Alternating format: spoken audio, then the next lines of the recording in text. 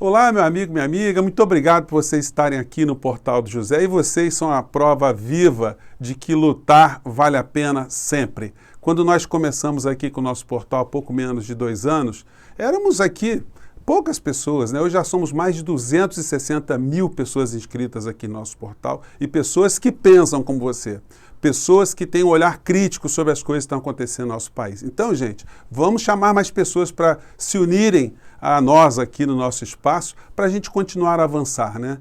Hoje, a insanidade funcional, o que quer dizer isso? Essa gente estranha, essa gente violenta, essa gente intolerante que ficou acoplada ao poder, eles cumpriram e estão cumprindo a missão de distrair a sociedade para que cada vez mais o Brasil seja entregue a pequenos grupos. Isso faz parte de uma engrenagem, gente. Nada é por acaso.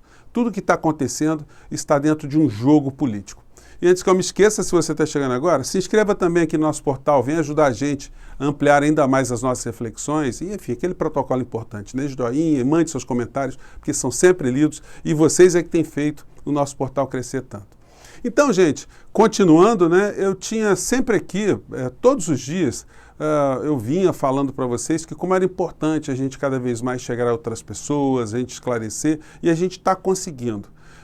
E o debate político, ele parece que está subindo de patamar novamente, com toda a reviravolta que teve no Supremo Tribunal Federal, com a volta no cenário político do ex-presidente Lula. Eu quero destrinchar com vocês algumas questões e quero mostrar também, quero pontuar, que quando eu digo que o presidente é genocida, o presidente brasileiro é genocida, não é uma expressão ao acaso. Eu vou mostrar para vocês alguns dados, alguns comportamentos, o que diz a lei, o que diz a Constituição, e vamos tentar alinhavar todos esses temas uns com os outros. Em primeiro lugar, os jornais da família Marinho, eles estão já antecipando a polarização Lula-Bolsonaro. Eles têm colocado, não é por acaso, eu tenho advertido meus amigos petistas, que quando o Jornal Nacional dá 19 minutos por uma fala do Lula, não se encantem, não pensem vocês que essa gente, agora eles querem fazer jornalismo sério, porque não é isso. Eles sempre estão se adaptando e se organizando para dominar a opinião pública, indicar voto no futuro, construir reputações e destruir reputações. Então não se iludam e não dá para confiar em gangsters de meios de comunicação. Isso no Brasil e fora do Brasil. Todas as famílias que possuem meios de comunicação nas Américas, de uma maneira geral, são famílias de oligarcas que viram nas televisões, nos meios de comunicação, forma de ganharem muito mais dinheiro e de fazerem todo tipo de tráfico de influência. Se vocês observarem o crescimento econômico das famílias aqui no Brasil que mexem com meios de comunicação, vocês vão ficar impressionados como é que alguém que não dá um prego à nação, não produz absolutamente nada de concreto, apenas trabalha com a informação, como essas pessoas conseguem concentrar tanto dinheiro, tanto poder. Bom, mas isso é um assunto paralelo. Então, hoje o jornal Estado de São Paulo está fazendo um alerta, um chamamento para que haja uma candidatura de centro, porque eles também estão conscientes que essa polarização parece ser inevitável entre Lula, ou o lulismo, ou o petismo, e o bolsonarismo, a insanidade, o terraplanismo político. Então, esse cenário parece ser o cenário mais robusto hoje que se apresenta. Eu já tinha falado com vocês que o poder está estruturando uma candidatura alternativa dentro do seu campo. E aí, eu me vejo hoje com essa matéria aqui no Valor Econômico. Valor Econômico não. É o Valor Econômico. Às vezes eu confundo jornais aqui, gente. Eu assino alguns. O nome do Luciano Huck voltando à baila. Quer dizer, o Estado de São Paulo falando que tem uma candidatura de centro, cita o Luciano Huck, eu já citei com vocês, e o Luciano Huck aparece agora com o Roberto Freire, do Partido Cidadania, e hoje está recebendo maior destaque na mídia, nos jornais impressos, porque ele escreveu um artigo para o Financial Times, um jornal muito importante dirigido ao mercado externo, né, as pessoas que operam com dinheiro fora do nosso país, com interesses aqui no nosso país também. E aí vem aquela questão, né? O Luciano Huck é uma pessoa qualificada para disputar eleições no futuro? Onde ele esteve nesse período todo que o Brasil está com mais de 270 mil mortos. O que ele falou? Qual foi o protesto que ele fez? Qual foi a frente que ele assumiu no meio dessa história toda? E a economia do Brasil? E o desemprego? E as tragédias todas? Obviamente que ele não falou nada, e uma pessoa que não fala nada, que não toma posição, obviamente tem uma rejeição muito pequena. Como ele tem uma ferramenta muito grande, que são os meios de comunicação ali, tentando alavancar a sua candidatura, e mais, né, essas matérias que surgem assim, não são matérias ao acaso, não. Isso tem assessoria de imprensa, isso tem um planilhamento, isso tem uma estratégia de jogar o nome do Luciano Huck para o debate. Então, gente, isso é uma coisa nefasta? Bom, pelo menos o personagem está aí e a gente vai discutir política politicamente, se é que a gente pode dizer isso. Nós vamos discutir os problemas brasileiros, a gente não vai ficar discutindo kit gay, terraplanismo, terra plana, cloroquina, arma para todo mundo, enfim, usar aqueles jargões picaretas, né, para iludir pessoas ligadas à religião, falando de Bíblia, Deus, acima de tudo.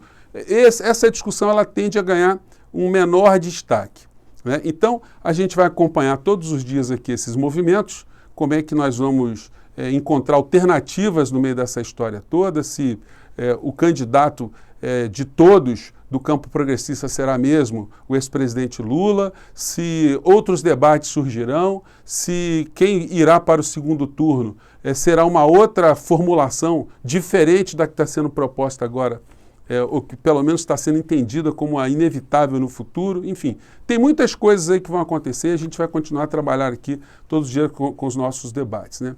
E com relação objetivamente ao que está virando essa gente do bolsonarismo, hoje eu estou vendo aqui mais uma matéria do deputado Douglas, lá de São Paulo.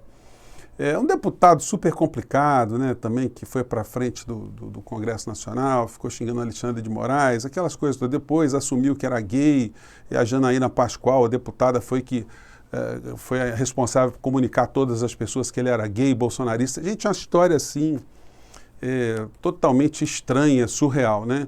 E ele agora está sendo condenado pela justiça a pagar várias indenizações por conta de um dossiê antifas que ele fez, que foi subscrito ali pelo Eduardo Bananinha, que a gente já fez um vídeo sobre ele hoje, né?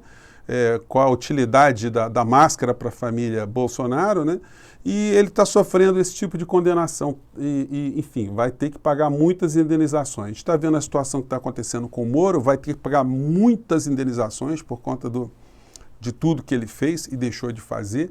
E vários bolsonaristas com tornozeleira eletrônica, o Daniel Silveira apodrecendo lá na masmorra, o Bolsonaro e os bolsonaristas não falam mais nele, ele vai sair de lá magrinho da penitenciária ou da cadeia. Enfim, essa gente está ficando cada vez mais escanteada. Olavo de Carvalho está com o bico caladinho, os militares do clube militar hoje eles estão mais jogando dama, jogando bocha, do que se metendo em assuntos políticos. Ninguém está dando bola mais para essas notas do clube militar, e é bom que eles fiquem exatamente onde eles estão.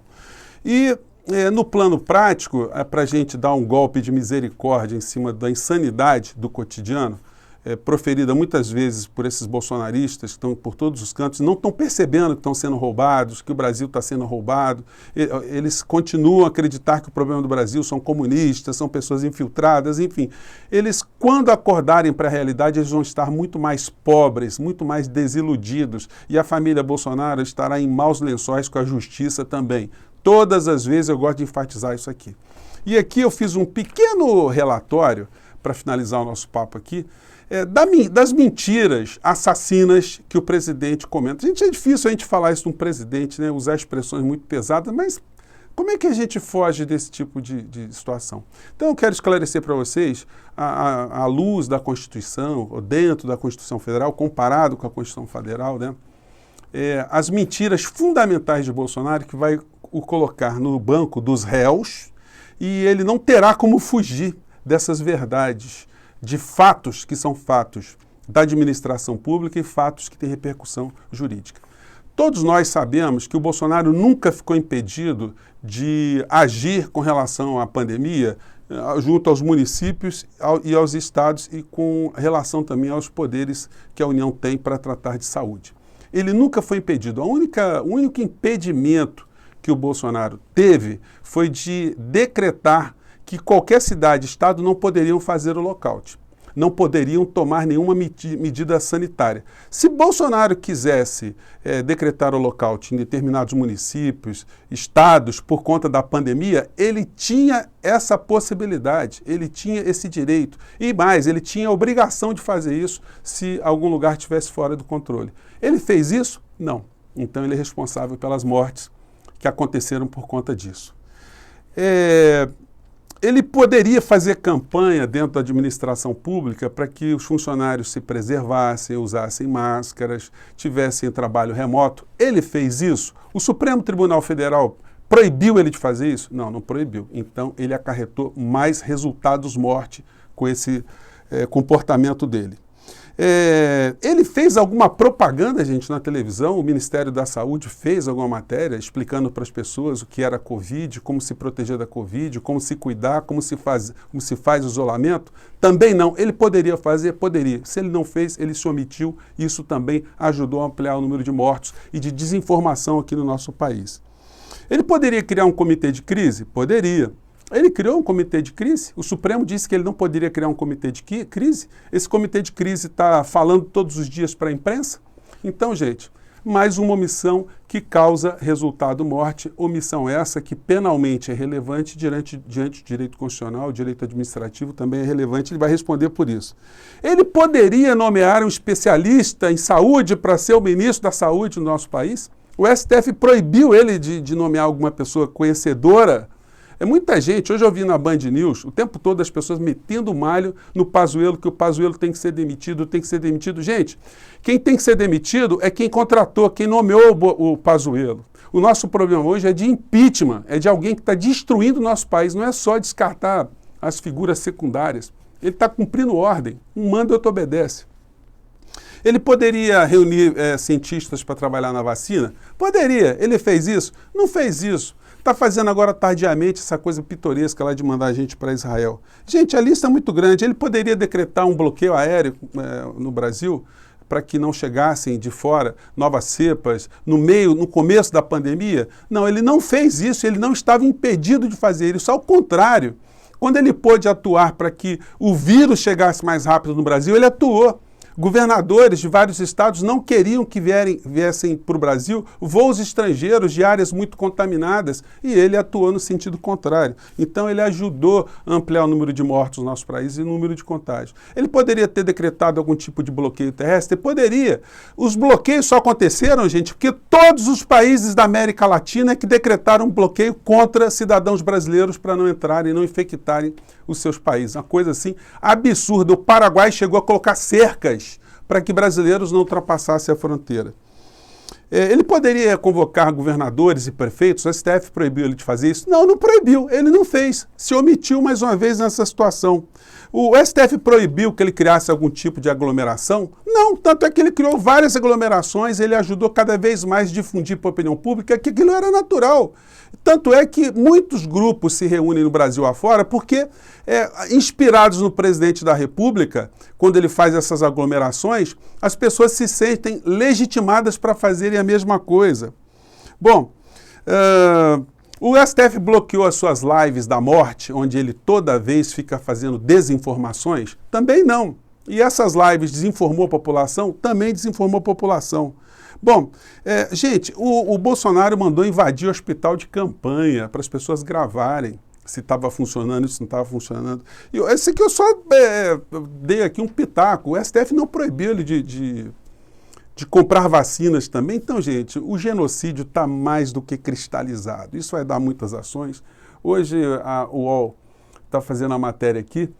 Relembre ataques de Bolsonaro contra vacinas e veja como ele agora tenta esconder essas investidas. Então, gente, ele agora e essa turma dele, eles vão querer apagar das redes sociais todas as insanidades, aquelas dancinhas da Covid, as falas que eles fizeram contra a vacina, as cenas do Bolsonaro se aglomerando, a defesa da cloroquina inútil, tudo isso eles vão começar a tentar dar uma diminuída porque não dá mais para esconder o número de mortos no nosso país. Não dá mais para esconder os recordes de mortos no nosso país. Não dá para esconder que o Brasil, todos os dias agora, é o país que mais mata pessoas pela Covid no planeta.